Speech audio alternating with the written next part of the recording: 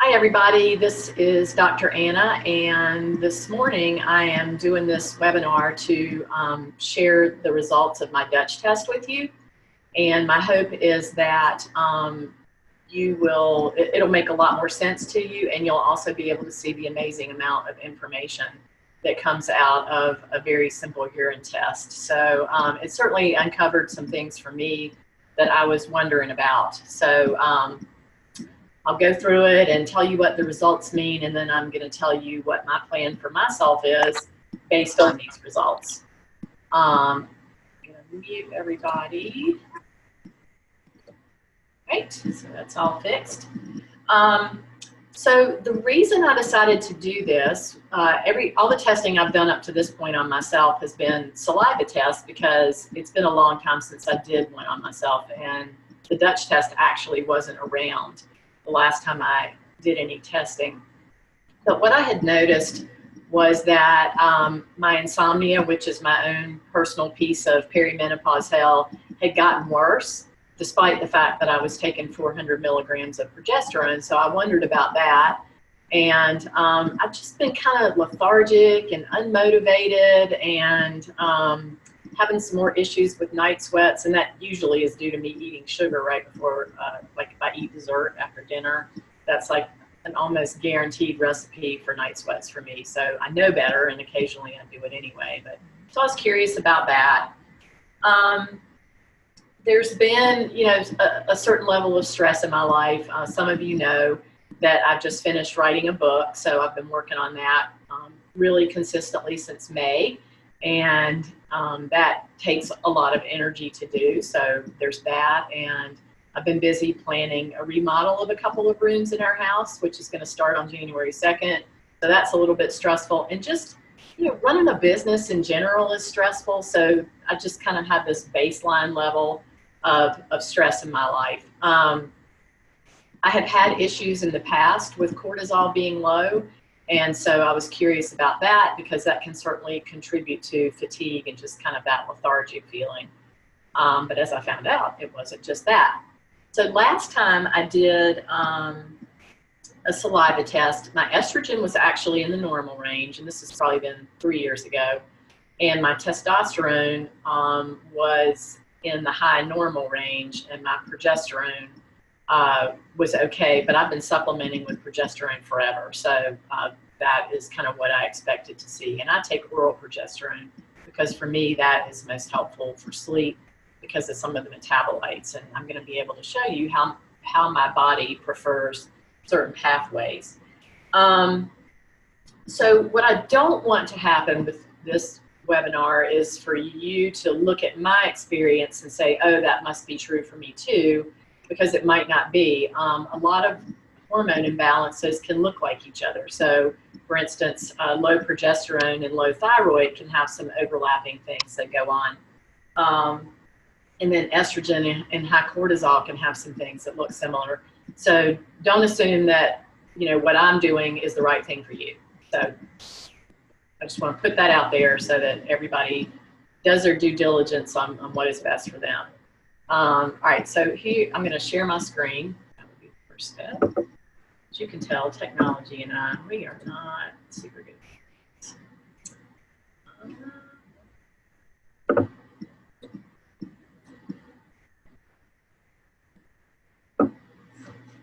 Let's see. Okay, can somebody tell me whether or not you can see the results of my Dutch test? The only person I can see is Holly. But... yeah, very small. Oh, it's very small? Yeah. Is that better? I can expand my screen. Okay. Because I'm on an iMac, so it's huge to me. Oh. Somebody see purple lines? Because I didn't mean to do that. Okay, so I'm going to ignore this little glitch here. So if you look at the first set of dials, you see, and this is how the whole test is set up visually, is with these dials. So you see that my estradiol is in that purple range, and that's the postmenopausal range. I am 59. I am not quite postmenopausal. If I make it to February, I'll be good to go. So that's pretty old for somebody to enter menopause, but it looks like my estrogen has decided it is there already. So that explains some things. My progesterone is good, but again, as I mentioned, I supplement with 400 milligrams a day. And then my testosterone is actually in the low normal range, where every time I've done it before, it's either been high normal or high. So that's a pretty big change for me as well. And that can certainly explain some of the low motivation and lethargy that I've been experiencing. I think what really stood out to me was this cortisol pattern. And if you look at it, it's barely in the normal range when I wake up. With the Dutch test, it is a urine test. So if you get up in the middle of the night, they want you to actually do a test on the sample from the middle of the night. If you get up more than once, you don't have to do them all, but you need to do the first one after you get up. And so what they do is they take that middle of the night sample and the one from when you wake up, and they average your cortisol and do it that way. So you've got 4 cortisol readings during the day. Now, had I known this, I would have probably done the Dutch test that has a saliva component to it. So they have 2 kits. One is just kind of the basic thing, and that's what I did. And then the other one allows you to see your cortisol awakening response. So you're basically doing a urine and a saliva test right when you wake up, 30 minutes after you wake up, and then 60 minutes after you wake up. Now, sleep for me is sort of like, well, I'm waking up all night. So, how do you know when to do that cortisol awakening response? And that's a question that I don't really have an answer to. But needless to say, there's an issue with my cortisol here. And the pattern is really flat all day. It is either below normal or just barely above normal until I get to night, and then it rises. And that's a problem, in and of itself. So a night rise in cortisol can certainly contribute to insomnia. So I've got that to address. So if you come over here and you look at, I want that purple line to go away. I'm afraid to mess with it. If you look at my DHEA, it's fine. I produce enough DHEA, and that's one of your male hormones or androgens. And DHEA is a hormone that turns into either estrogen or testosterone. So if you were to look at the hormone cascade, pregnenolone is up here as the start of the whole thing, and I'll show that to you in just a second. But DHEA goes over to the right, and it produces testosterone or estrogen. And in women, it tends to go more into the estrogen pathway. In men, it tends to go to, women testosterone, men estrogen. So if you look at my little cortisol dials here, you'll see that my 24-hour free cortisol is really low. So free cortisol is the part that's active and available to do the job at the cellular level in response to stress. So that is super low. I have seen this before on my saliva test, so this is not something that I'm unused to. Metabolized cortisol is not available to do the job. So it's cortisol that's produced, it's been metabolized, and it's ready to be gotten rid of by the body. So this is one area where I think the Dutch test really shines, because on a saliva test, all you get is this free cortisol reading.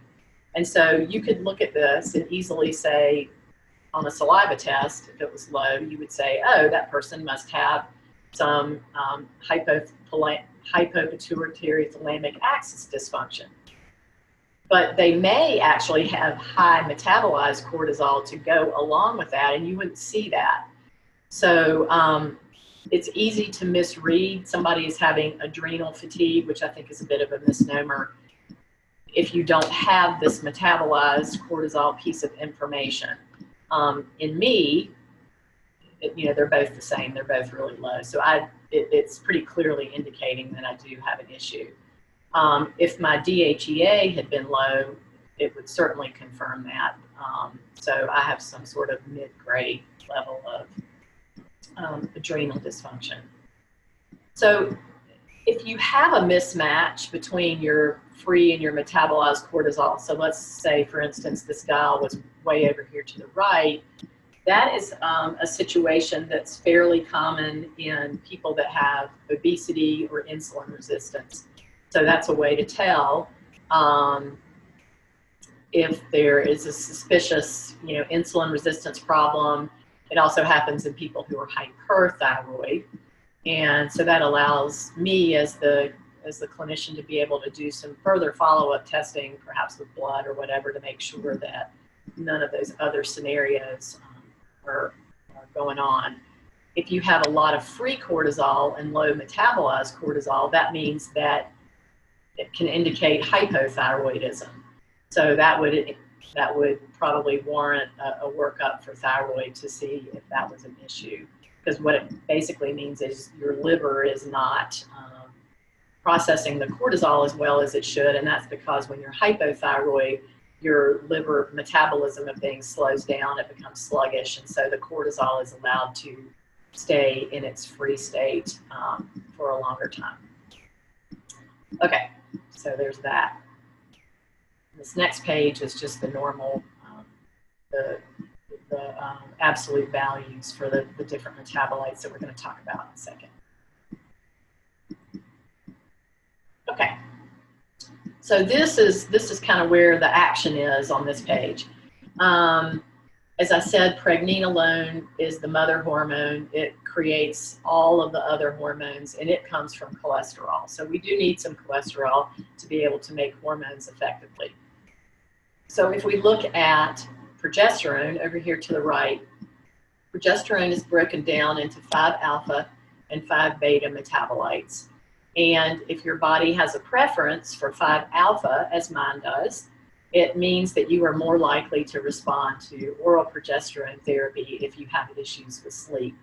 If the ratio is flipped around, then you may not respond as well as say I might. DHEAS is sulfated DHEA, and that is a process that can be slowed down by inflammation. So if this had been low, I would worry about inflammation. Again, we see my testosterone is low. We come down here, and these two are metabolites of testosterone. And the 5-alpha pathway is the pathway that's most associated with androgenic side effects of testosterone or DHEA. So if you have a preference for this pathway, you could have hair loss, you could have acne, you could have irritability. So I really like to see this before I have somebody start supplementing with DHEA or testosterone, because it helps me know, what to be on the lookout for and what to share with them as possible side effects, which I do anyway. But if it were really pushed over to the 5-alpha pathway, I probably wouldn't have somebody supplement with that. As you can see, my body has a slight preference for the 5-beta pathway, so that's good. I do take DHEA. I haven't been very regular about it, or regular about anything else for that matter, right before I took this test. And if I take it every day, it tends to make my face break out. So I do it every other day. Okay, so let's look at estrogen. So your body actually makes 3 kinds of estrogen. Estrone, which is the one that's most predominant when you're in menopause. Estradiol, which is about 80% of what's circulating in your bloodstream. And then estriol, which is the weakest of the 3 and is highest when you're pregnant. And estrone is broken down into 3 metabolites. And what we want to see is that most of the metabolites are in this green part of the pie chart. So it's this pathway that comes down from estrone to this 2-hydroxy estrone metabolite. That's where we want it to go. What we don't want to see is a lot of your estrogen being broken down into this red pathway, because it's most associated with DNA damage and can increase your risk of breast cancer. There used to be concern about 16-hydroxy, this one, and the ratio of 2 to 16, but that has since been determined to be less of an issue, so we don't worry about that too much. So my percentage of 4-hydroxy is 11%, so that's the upper limit of where we want to see it. And I had been taking DIM, which is diindol methane, and calcium D-glucarate to help with my estrogen metabolism, because I have a very strong history of breast cancer in my family. And so I obviously want to do everything I can to keep this red pathway minimized to the extent I can.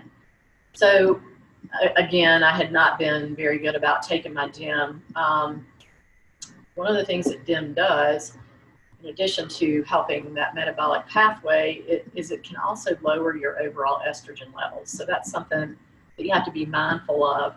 So for instance, if I looked at this, I would say, wow, I need some estrogen before I take DIM. Otherwise, I'm going to create more symptoms of low estrogen for myself, because it's already in the basement, as you can see. So that is something that I'm going to work on. So we come down here. So this is called phase 1 metabolism, this metabolism to this 2-hydroxy pathway. This, to the left, is phase 2 metabolism, and this goes on in your liver.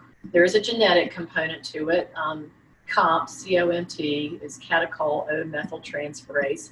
It's an enzyme that methylates the estrogen and helps eliminate it from your body. And some people have issues with methylation, not only through this COMT gene SNP, but also through MTHFR. And from the looks of things, you would think I had a methylation issue, but I have done my genetics. I don't have either issues with methylation on either of those two things I just said. So they also noted that because my metabolite levels are very low, that this may not be reliable. So I've actually never seen this printed on a test, so I'm the first one. So anyway, if you don't have a lot of metabolites, it can be the reliability and reproducibility can be an issue. So I have some things to work on here, my overall estrogen levels, as well as making sure that I am eliminating the estrogen from my body as well as possible, so that I don't increase my risk for breast cancer. And now we're going to get into more detail about the cortisol. Okay, so the making of cortisol is a feedback loop in your brain.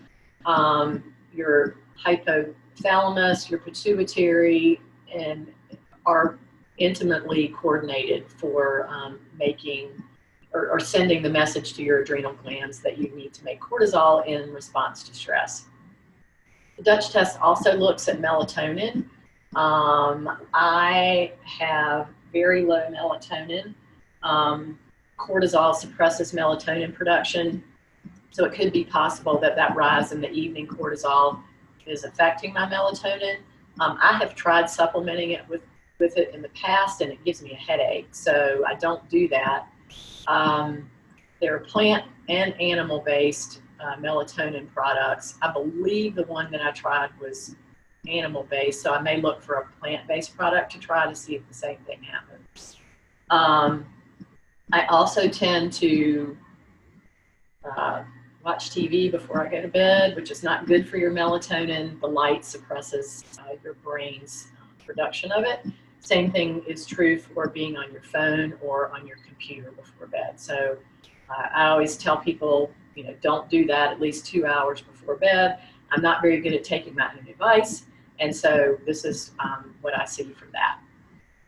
So that's one thing that actually could be very easy for me to change and get a better result and more melatonin. So we've talked about my DHEA, we talked about my metabolized cortisol. My body has a preference for cortisone metabolites, and cortisone is an inactive form of cortisol. So your body is constantly flipping back and forth between cortisone and cortisol all day long, depending on where your stress level is and what your needs are for cortisol. And this is done in the salivary glands and the kidneys. So you can see, I mean, I have a wacky cortisone pattern too. It lowers in the morning while my cortisol actually rises a little bit, and then it stays pretty normal the rest of the day, whereas my cortisol is just all kinds of low and then rising at the wrong time. But either way you look at it, if you look at both of these dials, they're both low. So I have some opportunities here, shall we say. So we'll talk about that in a minute. And then the Dutch test also includes several organic acids in their testing, which is something that's relatively new for them. So they include markers for B12 and B6, as well as glutathione. And glutathione is a compound that's used for cellular energy. And all of my first three are on the high end of the range, which says I may be deficient in all of them. I do take a B complex supplement, so that's a little bit surprising to me, but again, I had not been good about that. And then dopamine and norepinephrine metabolites, homovanillate and vanilmandulate, are both above range, and this can happen when dopamine is high. And so this is interesting. High dopamine can contribute to anxiety and insomnia and agitation. But it's interesting because I know that I have a gene SNP that where I metabolize dopamine really well. So some people have a gene SNP where it hangs around and levels become really high. I don't have that. One thing I did do that I should not have done when I took this test was I drank caffeine a little bit. I drank like 20% caffeine and 80% decaf in my mix. I did drink that the morning of the test, and I am not sure if that affected it or not, but the next time I do it, when I follow up, I'll make sure to pay attention to the rules. So wondering, is this really going to affect it? Well, it could have. So next time I will not do that.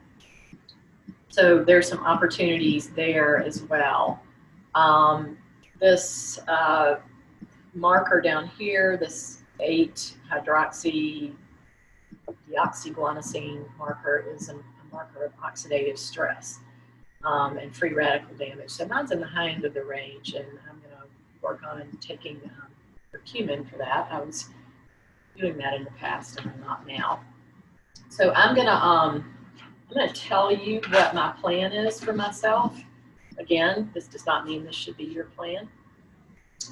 So I have flipped around, I was taking my adaptogenic herbs. I was taking one dose in the morning and one at night, and I have switched that to taking both doses in the morning, because the product I take has some L-theanine and some holy basil, so those are calming, and I'm doing that to see if I can just relieve some of the stress that my body must be feeling during the day. The other thing I'm doing is I've added some licorice extract in the morning to see if I can get that midday cortisol up a little bit without getting the night cortisol too high. So I'm doing that right now as well.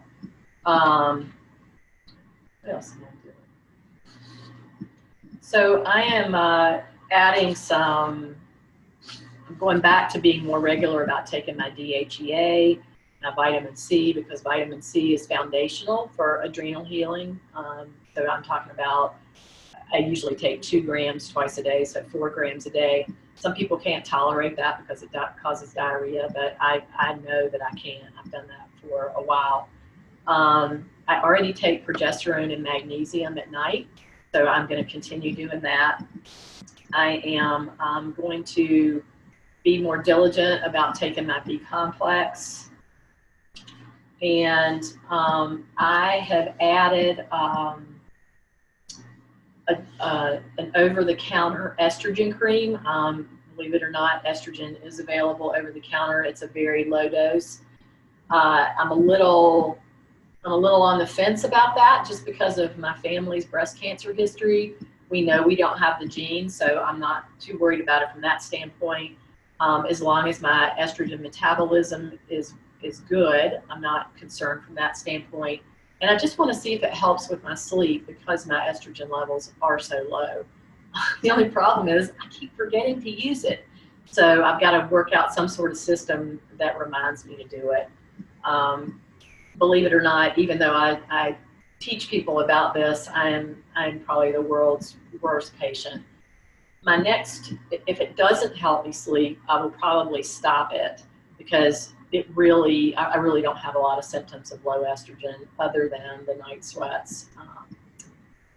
The insomnia is more related to progesterone and cortisol. So my next move would be to try some phosphatidylserine before bed to see if that helped with the cortisol. And then I'm going to add some tyrosine, which is an amino acid that helps with the homovanillate and vanilmandrolate levels. So I'm going to try that. So that's my strategy. I'm trying one thing at a time. So the estrogen is the newest thing, provided that I do it.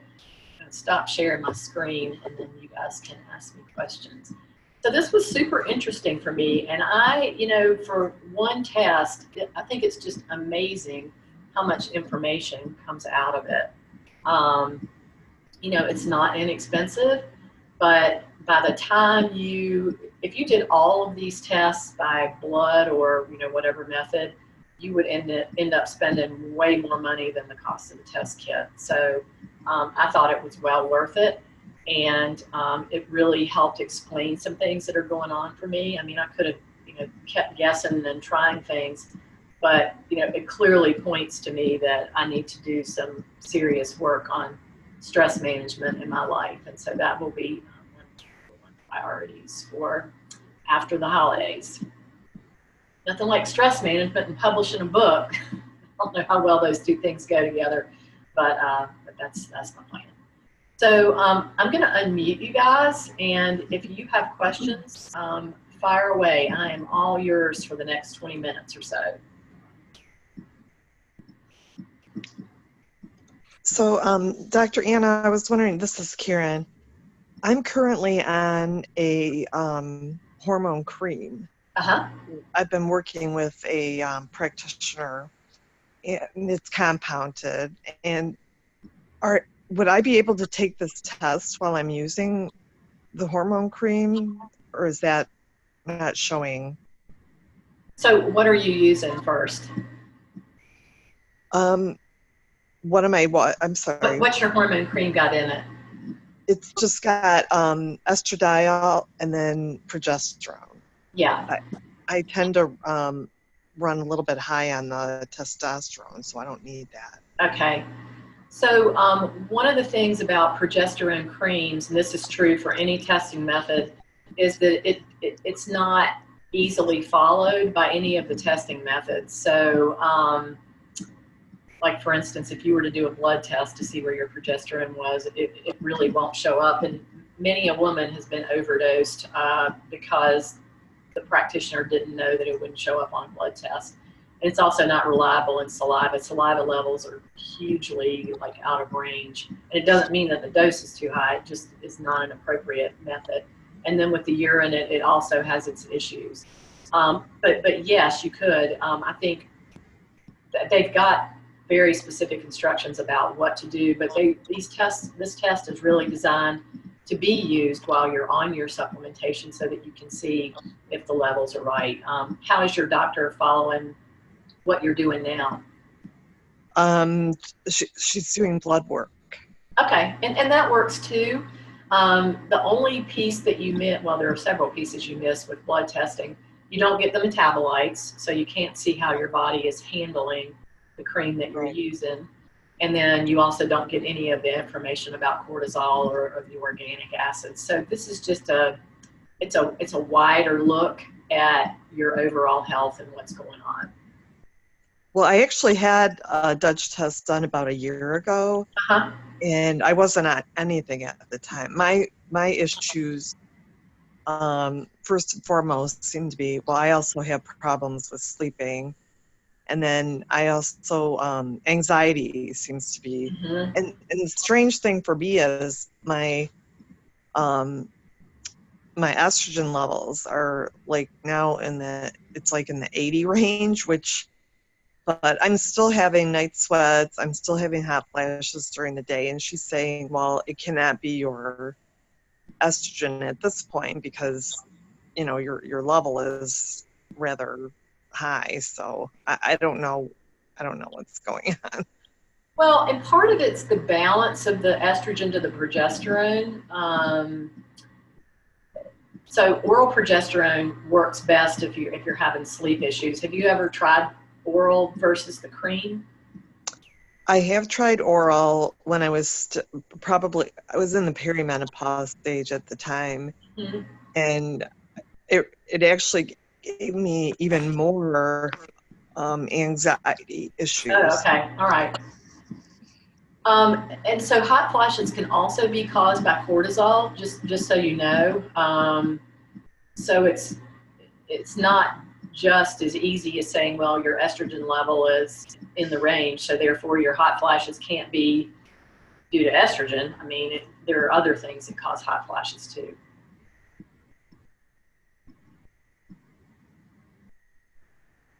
Okay, well, thank you. I may be contacting you to have Okay. another done. Thank you. You're welcome.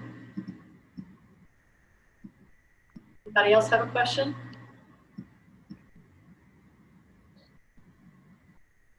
I have a quick question. I don't know if you can hear me. It's early here this morning. I Okay. know. I was so impressed that you were up. I was like, oh my God, what is it, 4 o'clock in the morning? That lack of sleep thing. No, we wake up pretty early, but so I've implemented since our last test or the Dutch test, and I really appreciated or enjoyed all the information that I got from it. It really helped me. I've been using the DHEA, I think 5 milligrams, not a lot. The 10 was too much for me, and I'm using a progesterone cream. For I think almost 3 months now, I haven't had a period since I started supplementing with the herbal supplement, I think Calm for the morning, and the DHEA. Do I need to be concerned about that, or is this kind of normal? I know we're aiming not to have a period, but it's kind of odd when it doesn't show up. So yeah, that's very common in perimenopause. So I think sometimes people think that you go from having regular cycles to they just stop, and that's really not the way it normally works.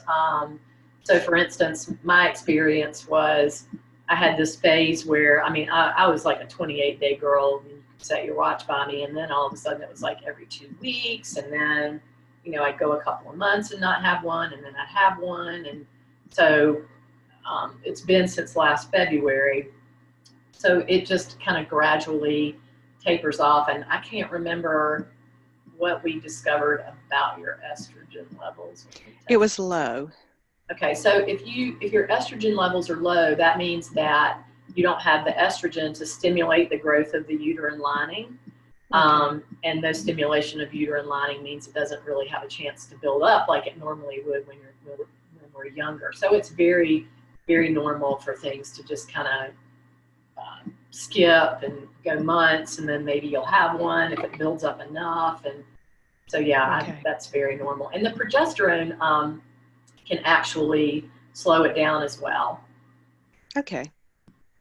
Sounds good. It's always odd. You expect it every month, and when it's gone, it's kind of like a bad friend. You don't want to come around, but you are concerned when you don't see them.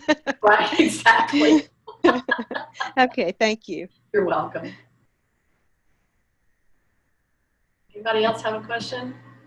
This is Karen again. What are your thoughts on how long to be on the supplementation, and that includes the estradiol and the progesterone? Is it just when you start feeling better at some point, then you start weaning off? Or, I mean, you know, generations before us didn't do all of this Right. implementation, and it's just, for me, it's confusing. It's like, I have a friend that was on it till she was 75, Yeah. and I mean, she looks amazing. Right. My purpose is Exactly. I'm not trying to beat the aging process. That's not my goal. Mine is just to feel as best as I can, and, you know, mainly mentally and also physically. So. Right. So the recommendation used to be that you shouldn't be on it any longer than 5 years. And in the summer of 2017, in July of 2017, the recommendations were changed. And basically, the thinking is now that you can be on hormone supplementation as long as you need to be to control symptoms. The only way to know if you don't need it anymore is to taper it off and stop. And it does need to be tapered over a fairly long period of time. Otherwise, your body is going to revolt. So that's not really clear at this point. It used to be that the recommendation was once a year you should try to go off, and that's not part of the recommendations either anymore. And, you know, estrogen has so many benefits. It helps keep your skin healthy. It helps keep your bones strong. It helps decrease cardiovascular disease, because that's the #1 killer of menopausal women. So it's got a lot of benefits. There's some data coming out that suggests that it's good for preventing dementia. So I wish I could give you a firm answer on that, but I can't. What I can tell you is now the recommendations say for use it as long as you need to. And there are plenty of 70, 75-year-old women out there that you would have to pry it out of their cold, lifeless hand before they'd stop it. Yeah, my biggest, I swear, my mom, she went into menopause, and to your point, the dementia, well, you know, she ended up with Alzheimer's for 12 years. So to me, that's my biggest concern is Mm-hmm. the brain function. And I don't know if hers was related to that or not, but it's just, yeah, it was scary to watch that happen. And if for any reason. Now, my sister, she had no issues at all. She ended up having a little bit of vertigo. She had some warm flashes, and she's been fine. But I've literally had every single symptom in the book, and then some. So, but I also had really bad postpartum depression and anxiety. Okay. And ironically, my first panic attack was when I was around 12, which was probably around the time that I started my period. Right. And I've had PMS issues my entire life, so I seem to be really sensitive to hormone fluctuations. So. Well, and people who have bad PMS tend to have a worse perimenopause experience. And then from an Alzheimer's standpoint, there are some people that are genetically predisposed to have that. And so I think that's important to know, because there are actually dietary and lifestyle changes that can be implemented to help keep that gene turned off. Right, and I've done that as well. I've started eating much better, and I've started exercising. I walk, I do yoga, that sort of thing, which, you know, I mean, I guess all you can do is what you can do. Right. If it's going to happen, it's going to happen, but yeah. Well, interestingly enough, this week, a study was published somewhere. All I read was like some news outlets write-up of it. I don't know where it was originally published, but that showed that 30 minutes of exercise, I don't know, 4 days a week, if you did that consistently, it made your brain age 9 years younger. So exercise is one of the most powerful things we can do to help with the aging process, from a bone standpoint, from a cardiovascular standpoint, from a brain standpoint. It cannot be beat. Yeah, I definitely agree with that. I haven't had to work. I've been thin my entire life. So to me, this is like a real wake-up call. It's like I've never looked at labels until the last couple of years. Mm-hmm. As far as food is concerned, I ate what I wanted. I drank what I wanted. I didn't have an exercise routine per se, but I'm literally, I've done a lot of work in that area alone in the Right. last few years. So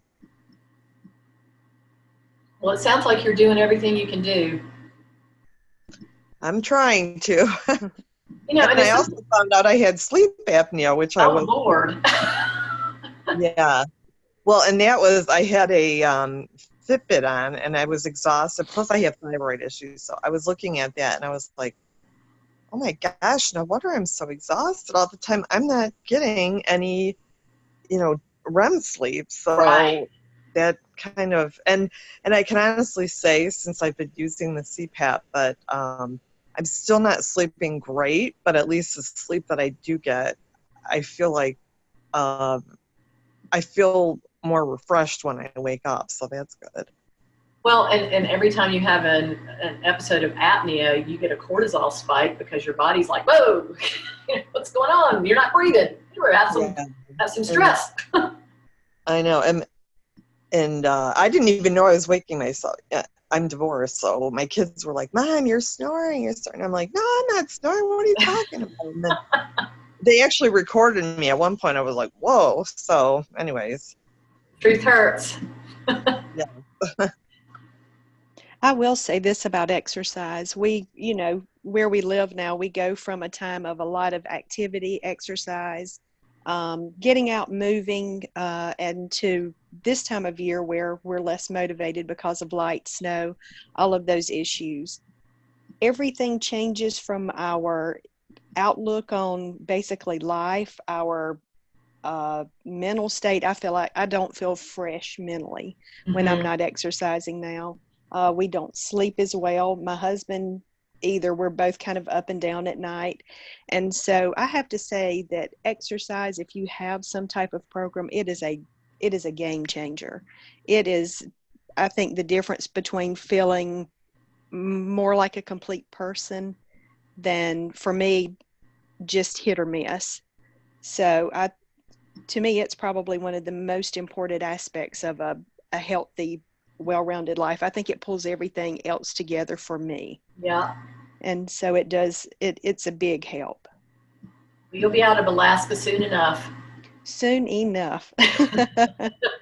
Oh, you're in Alaska. Oh, wow. I am in Alaska, yes. So we have about a little over 6 hours of daylight right now. And when I say daylight, it's dusk daylight, so it's not a bright light.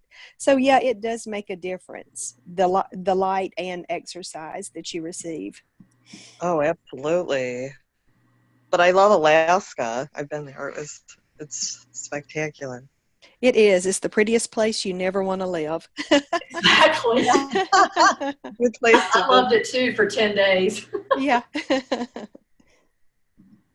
Well, I know just here when it gets dark at 5 o'clock, it's like, I don't want to go out after that. It's like I'm in for the night. So, yeah. But, Well, this has been great, you guys. And I really appreciate you being here and asking good questions and just participating. Really appreciate that. So, well, thank you for your time. And I'm going to go back and look at the Dutch. I actually worked with a practitioner up in Canada, but at the time, mentally, I wasn't in a good place, and I didn't even understand what she was talking about or how she was. So I think that that I can go back now and look at it and hopefully understand it a little bit better. So thank you for that. You're welcome. Well, you guys have a great weekend and happy holidays, whatever it is you celebrate, and I will see you in the group. Thank you. Have a good day. Thank you. All right. See you guys. Merry Christmas. Merry Christmas to you. Take care.